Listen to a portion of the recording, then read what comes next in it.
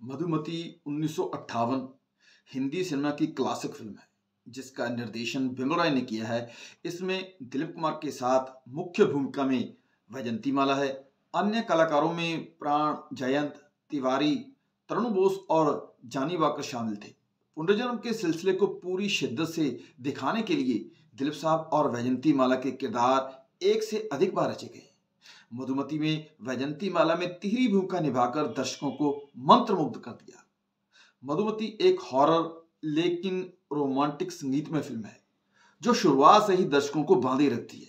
दिलीप कुमार और तरुण बोस एक तूफानी रात में खंडहरनुमा पुरानी हवेली में प्रवेश करते हैं। उसके बाद का घटनाक्रम तेजी से बदलता है। क्लाइमैक्स आपके रोंगटे खड़े कर देता है, जहां मधुमती का भूत ठाकुर उग्र नारायण से बदला लेने के लिए आता है और ये हिंदी सिनेमा का एक मास्टर स्ट्रोक सीन है और फिल्म का मुख्य आकर्षण भी है। एक्टर प्राण ने पहली बार इस फिल्म के जरिए बिमल रॉय के साथ काम किया था। अभिनेता प्राण ने विशेष रूप से जालिम जमींदार उग्र नारायण के रूप में गहरी छाप छोड़ी है। जंगल में उनके घोड़े की टाप सुनकर इंसान तो क्या, पक्षी भी भय से उड़ जाते हैं। इस रोल के साथ उन्होंने स्क्रीन पर सबसे महान खलनायक के रूप में अपनी स्थिति को और मजबूत किया। मधुमती के शानदार गीत फिल्म को आगे बढ़ने में मदद करते हैं, चाहे वो हॉन्टेड आजा रे परदेसी हो या लोकगीत बिछुआ या जुल्मी संग आंख लड़ी। टूटे हुए ख्वाबों ने, सुहाना सफर या रोमांटिक घड़ी घड़ी मेरा दिल धड़कने, दिल तड़ तड़ के कह रहा है आ भी जा, यहां तक कि कॉमिक जंगल में मोर नाच को सलील चौधरी द्वारा बड़ी मेहनत से बनाया गया है। विशेषकर फिल्म का आदिवासी बैकग्राउंड संगीत फिल्म की आत्मा है। मधुमती को सर्वश्रेष्ठ फिल्म, सर्वश्रेष्ठ निर्देशक, सर्वश्रेष्ठ संगीत आदि सहित 9 फिल्म फेयर पुरस्कार मिले। मधुमती की इस सिग्नेचर ट्यून सुहाना सफर सोनारी आवाज वाले मुकेश ने गाया था। इस प्रतिष्ठित गीत के लिए मूल रूप से गायक तलत महमूद थे। ऐसा कहा जाता है कि मुकेश जी आर्थिक तंगी से गुजर रहे थे, तो तलत महमूद संगीतकार सलील चौधरी को यह सुझाव देने के लिए प्रेरित किया कि गाना मुकेश को दिया जाए।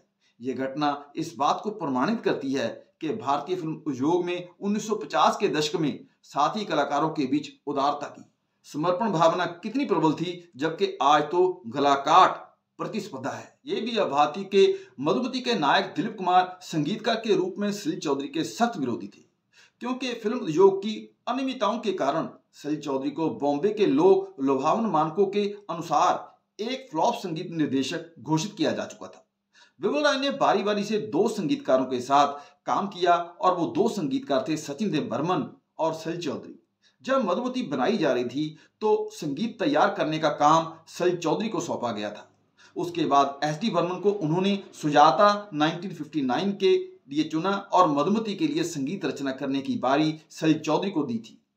ये परिजनों के साथ निकटता से जुड़े हुए थे, स्क्रिप्ट सत्रों में भाग ले रहे थे और शूटिंग वाले स्थानों पर जा रहे थे, लेकिन प्रोजेक्ट के अंतिम चरणों में पैसे फाइनेंस करने वाले फिल्म वितरकों ने सलील चौधरी का जमकर विरोध किया। इन वितरकों की कई फिल्मों में बड़ी हिस्सेदारी होती थी, इसलिए उनका शब्द हमेशा एक कानून माना जाता था। उन्होंने तर्क दिया कि बॉक्स ऑफिस की कमाई को ध्यान में रखकर डिजाइन किए गए प्रोजेक्ट में फ्लॉप संगीत निर्देशक के लिए कोई जगह नहीं है।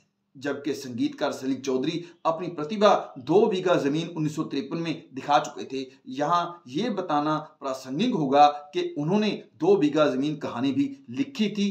पहले के मैं संगीत की राह पर आगे बढ़ूं, मैं पाठकों को एक और दिलचस्प कहानी के रूबरू कराना चाहता हूं। हरफनमौला अभिनेता गायक किशोरदा खुले तौर पर मुख्य धारा के बॉम्बे सिनेमा को हमेशा खारिज करते थे। उन्होंने अपने शरारतपूर्ण अंदाज में इसे ओरिएंटल ओपेरा करार दे रखा था। वो कोई हिंदी फिल्म तभी देखते थे जब तक उसका संगीत उन्हें आकर्षित नहीं करता था। देहरादून में मधुमती देखने के बाद किशोरदा इसके गाने के दीवाने हो गए। लोकगीत रचना चढ़ गयो पापी बिछुआ ने उन्हें इतना प्रभावित किया कि उन्होंने फिल्म को दूसरी बार देखने का फैसला किया। आमतौर पर वो किसी फिल्म को दूसरी बार कम ही देखते थे, लेकिन उन्होंने ऐसा सम्मान केवल मधुमती को दिया।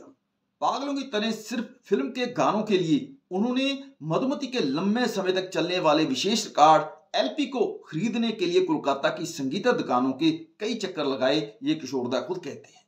जब मैंने अपने दोस्त से चर्चा की कि चढ़ गए पापी बिछुआ पूरी तरह से मोजार्टियन है, तो उन्होंने मुझे नजरअंदाज कर दिया। उसका कारण यह था कि सलील ने वास्तव में चतुराई और रचनात्मक तरीके से लोक धुनों को मोजार्टिन की सतगति की भावना के साथ मिलाया, जिसे एक दिव्य गति कहा जा सकता है।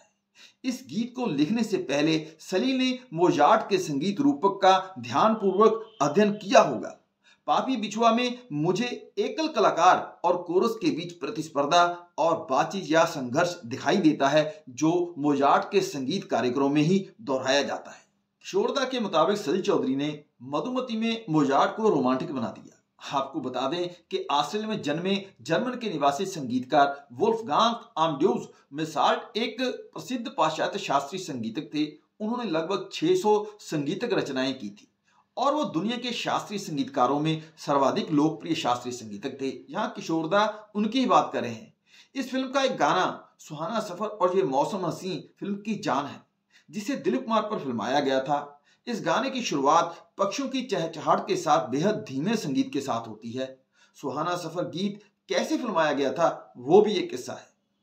एक दिन संगीतकार सलील चौधरी और गीतकार शैलेंद्र खंडाला घाट की ओर जा रहे थे और यह हिल स्टेशन उन दिनों फिल्म उद्योग के लोगों के बीच एक लोकप्रिय जगह थी। फिल्म मधुमती का शुरुआती सीक्वेंस खंडाला घाट के इन्हीं हेयरपिन शेव वाले मोड़ों में से किसी एक पर फिल्माया गया था। कहते हैं कि अगर गौर से सुना जाए तो प्रकृति की हर रचना में संगीत बसा है। वो दोनों जब वे खंडाला घाट की एक सड़क के किनारे पर खड़े थे तो उन्होंने एक चरवाहे को अपनी भेड़ बकरी को एक झुंड के साथ देखा। वो एक आदमी एक तेज आवाज से उन्हें नियंत्रित करने की कोशिश कर रहा था। उर्र जैसी आवाज थी।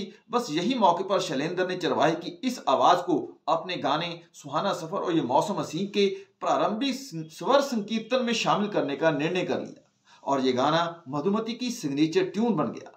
गाने के आरंभ में उस अनजान चरवाहे की उर्र की ये ध्वनि इस गाने को एक नई दिशा प्रदान करती है हिंदी फिल्म संगीत में। उसके बाद ऐसा प्रयोग आज की नई पीढ़ी के संगीतकार AR रहमान ने फिल्म दिल्ली 6 2009 के गाने ससुराल गेंदा फूल में किया था।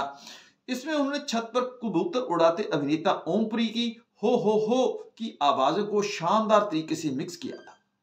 पिघल राय की मधुमती में अच्छे और बुरे का संघर्ष तो है ही, लेकिन शहरी और आदिवासियों के बीच वर्चस्व की लड़ाई भी है। ऋत्विक घटक की लिखी कहानी दर्शकों को बांधे रखती है और अपनी पकड़ नहीं छोड़ती। मधुमती पुनर्जन्म की दिलचस्प कहानी पर आधारित थी। मधुमती पुनर्जन्म को केंद्र में रखकर आगे बनने वाली कई फिल्मों के लिए पथ प्रदर्शक साबित हुई और थ्रिलर और सस्पेंस फिल्मों को हिंदी फिल्म जगत में एक नई दिशा मिली।